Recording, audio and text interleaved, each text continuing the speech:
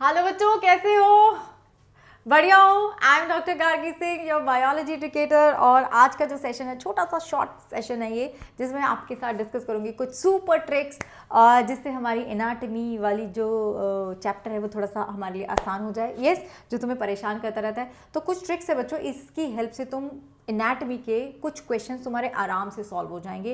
And this is also going to help you memorise those example. चलो तो शुरू करते हैं। यस, तो पहला जो मेरा दिक्कत आती है इज दैट कि मुझे मोनोकॉट स्टेम और डाइकॉट स्टेम में जो डिफरेंसेस हैं वो याद नहीं रहते।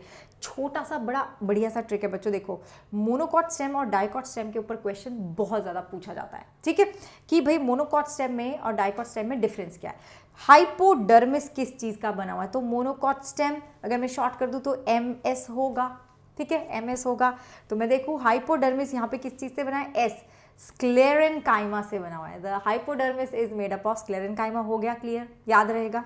वेस्कुलर बंडल अगर मैं देखूँ तो वो भी M से मोनोकॉट, S से स्टेम, तो वो भी आ गया S, scatter, they are scatter. तो अपना जो ये S वर्ड था बच्चों यहाँ पर भी यूज़ हो गया और यहाँ पर भी यूज़ हो गया। अब आई थिंक आपको कभी भी दिक्कत नहीं होगी क्योंकि ये क्वेश्चन डायरेक्टली पूछ ले जाते हैं। ठीक है, तुम्हें कोई एग्जांपल दे देंगे मोनोकॉट का कि भाई बताओ वीट में कैसा होगा, मेज़ में कैसा होगा, तो तुम फिर उस टाइम पे तुम्हें घबराहट होगी, भाई ये क्या है। तो तुम्हें याद रखना है कि भाई मोनोकॉट का जो ट्रिक था, जो गार्गी मैम ने बताया था, दैट वाज MS, मतलब हाइपोडर्मिस भी S वाला है, स्क्लेरेनकाइमा, और वेस्कुलर बंडल्स भी स्कैटर्ड हैं भाई S वाले। अब आ जाओ तुम डाइकॉट पे, आ जाओ आ जाओ जाओ। डाइकॉट स्टेम D से है। ठीक है, तुम क्या बनने वाले हो? डॉक्टर। ओके जी, तो या तो तुम्हें कोई डॉक बुलाएगा या डॉक्टर बुलाएगा। तो डॉक बुलाएगा तो ऐसे लिखते हैं, डॉक्टर DR लिख देंगे। सो इन एनी केस, ठीक है, डाइकॉट स्टेम के पास हाइपोडर्मिस होता है कॉलिनकाइमा का। यस बच्चों, hypodermis is made up of hair collenchyma, C, जो तुम्हारा डॉक्टर का C है वो आ गया। एंड देन अगर मैं बोल रही हूँ DR, अगर तुम लिखते हो DR डॉक्टर, हाँ, तो उसमें जो R है दैट स्टैंड फॉर रिंग। तो मेरे जो वेस्कुलर बंडल्स हैं they are not scattered, they are in the form of a ring. याद रहेगा, याद रहेगा। बड़ा सिंपल सा ट्रिक है। ओके, चलो आगे चलते हैं। वेस्कुलर बंडल्स कहाँ पे क्लोज होते हैं, कहाँ पे ओपन होता है, नहीं याद रहता। ठीक है, ओपन तो चलो फिर भी तुम्हें याद रहेगा कि डाइकॉट में होते हैं, लेकिन क्लोज वाले हमें याद नहीं रहते। हम सिर्फ एक चीज़ याद रखते हैं कि मोनोकॉट में होता है क्लोज्ड। नहीं बच्चों, लीव्स में भी तो होते हैं क्लोज्ड, रूट में भी होते हैं क्लोज्ड। तो वो कौन याद रखेगा, कैसे याद रखे? तो मेरा एक ट्रिक है, दिस इज माई ट्रिक, कि मैं कैसे याद रखूंगी। Monu and Lata closed the roof. भाई मोनू और लता ने जाके अपनी जो रूफ थी बंद कर दी। इसका मतलब है मोनू मतलब मोनोकॉट, लता मतलब लीव्स। ओके, तो मोनोकॉट लीव्स एंड क्लोज का मतलब क्लोज वेस्कुलर बंडल। कहाँ कहाँ मिलेंगे? रूफ मतलब रूट। तो मुझे कहाँ मिलेंगे? रूट में मिलेंगे।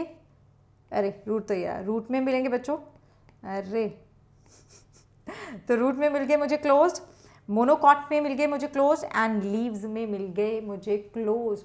मोनोकॉट का रूट स्टेम कुछ भी हो क्लोज्ड, लीव्स चाहे डाइकॉट के भी क्यों ना हो क्लोज, रूट चाहे डाइकॉट का भी क्यों ना हो क्लोज। याद रखना है, ये रहेगा। This is a very nice trick, है ना। ओके चलिए जी, अब आ जाओ एंडार्क और एग्जैक्ट में बड़ी दिक्कत होती है। हाँ, एंडार्क और एग्जैक्ट मैम क्या? देखो प्रोटोजाइलम जो होता है ना, प्रोटोजाइलम इज द सबसे छोटे वाला जो एलिमेंट है मेरा जाइलम का, वो होता है। देखो छोटू वाला मैंने यहाँ बनाया ना, जब छोटे वाला उसको मैंने प्रोटोजाइलम लिख दिया। अब अगर ये जो छोटू है, ये छोटा बच्चा है, ऐसे समझो छोटा बच्चा है। अगर ये छोटा बच्चा बाहर है, बाहर खेल रहा है, इसका मतलब वो बड़े प्रोटेक्टेड एनवायरनमेंट में है। अगर बाहर खेल रहा है छोटा बच्चा, समझ रहे हो? अंदर खेल रहा है तो मतलब बाहर थोड़ा सा ना, मम्मी पापा ने बोला कि बाहर मत जाओ भाई, बाहर मत जाओ, बाहर थोड़ी गड़बड़ है, अच्छे बच्चे नहीं है, ऐसे समझ लो। ठीक है, तो ये अंदर है। अब ये अंदर कब होता है? स्टेम जब होता है, जब स्टेम में होता है तो ये अंदर चला जाता है, जब रूट में होता है तो बाहर आ जाता है। ये क्या बात हुई? अरे रूट अंदर है, प्रोटेक्टेड एरिया, सॉइल के अंदर है, तो इसको कोई डर नहीं है, ये बाहर है। ठीक है, जैसे ये स्टेम में पहुंचता है तो इसको डर लगने लग जाता है, ये अंदर आ जाता है। ऐसे याद रखना है। तो स्टेम के पास होंगे हमेशा एंडार्क जाइलम का कंडीशन, और रूट के पास होगा एग्जैक्ट। बच्चे को कोई डर नहीं लग रहा, वो बाहर है। बच्चे को डर लगेगा जब वो स्टेम में चला जाएगा। यस बच्चों, याद रहेगा। और स्टेम का मतलब है मोनोकॉट डाइकॉट दोनों का, रूट का मतलब है मोनोकॉट डाइकॉट दोनों का। यस, आ जाओ। अब एक और दिक्कत देती है हमें ये कॉर्क, कॉर्केमियम, सेकेंडरी कॉर्टेक्स, इनका पूछ लेते हैं सीक्वेंस, कौन सा कहाँ होता है भाई, ये पूछ लेते हैं। तो कॉर्क को मैं फेलम भी बोलती हूँ, कॉर्केमियम को फेलोजेन बोलती हूँ, सेकेंडरी कॉर्टेक्स को मैं फेलोडर्म बोलती हूँ। देखो एक इतना सिंपल, तुम ऑब्जर्व करके देखो, मैं जब भी पढ़ाती हूँ ना हमेशा बच्चों को बताती हूँ कि देखो ऑब्जर्व करो, सबसे छोटा नाम, फिर बड़ा, फिर सबसे बड़ा नाम।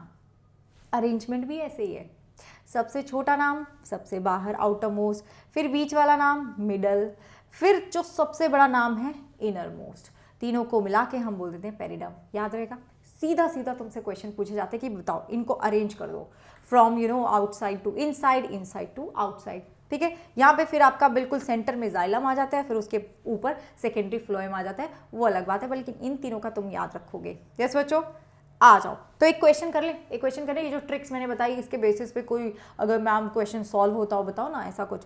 तो ये 2000 आपका 20 में आया था क्वेश्चन, देख लें एक बार। The transverse section of plants showing following anatomical features, large number of scattered vascular bundle. आ गया, पढ़ाया अभी, किस में था स्कैटर्ड? MS मोनोकॉट स्कैटर है ना। Large conspicuous parenchymatous ground tissue, okay. Vascular bundles closed, किस में बताया था? Monu and Lata, close the roof. तो तुम्हारा आंसर क्या आ जाएगा? Your answer will be monocot का stem will be your answer. ठीक है, मोनोकॉट के स्टेम में होते हैं ना स्कैटर्ड बंडल्स, क्लोज होते हैं। आ जाइए, चलो एक और क्वेश्चन कर लेते हैं भाई, थोड़ा सा देख लेते हैं कि किस तरह का।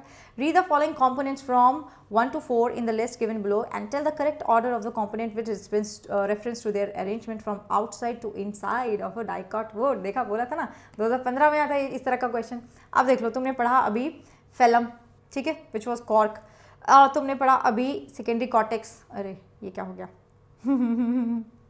तुमने अभी पढ़ा सेकेंडरी कॉर्टेक्स, ठीक है। तो सबसे बाहर क्या है, हम वहीं से शुरू कर देते हैं। सबसे बाहर कौन होता है? फेलम, विच इज कॉर्क, है ना, अभी बताया ना। फेलम क्या था? कॉर्क, सबसे बाहर यही होता है। तो क्या हो जाएगा मेरा आंसर? यार इसी से हो जाएगा ये क्वेश्चन, तो इसी से हो जाएगा। तो मेरा आंसर हो जाएगा ये, this is going to be my, no, अरे दो हैं, रुको बहुत जल्दी मत करो, मैंने भी जल्दी करी। तो ये हो सकता है मेरा आंसर। सबसे पहले आ गया ये फेलम, दूसरे नंबर पे क्या आएगा बच्चों? दूसरे नंबर पे आ जाएगा तुम्हारा सेकेंडरी कॉर्टेक्स, ठीक है।